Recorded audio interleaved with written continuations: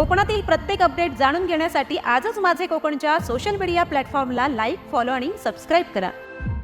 रायगड जिल्ह्यातील ग्रामपंचायत कर्मचाऱ्यांनी आपल्या प्रलंबित मागण्यांसाठी आता आक्रमक पवित्रा घेतला। जिल्हा ग्रामपंचायत कर्मचारी संघटनेच्या वतीने जिल्हा परिषदेला नुकतेच सविस्तर निवेदन सादर करण्यात आले।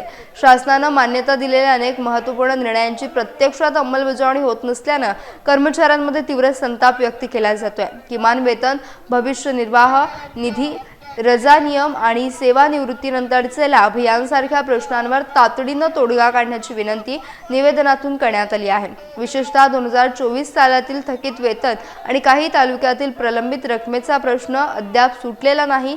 याशिवाय कर्मचाऱ्यांनी उपदान अधिनियम 1972 तातडीने लागू करण्याची आग्रही मागणी प्रशासनाकडे लावून धरली आहे।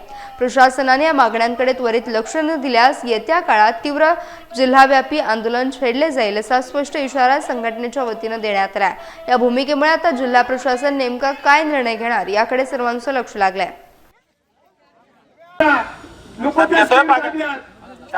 चालू केले त्यांना काम धंदा करायचा नाही, आम्ही काम करतोय, आमचा पगार होत नाही।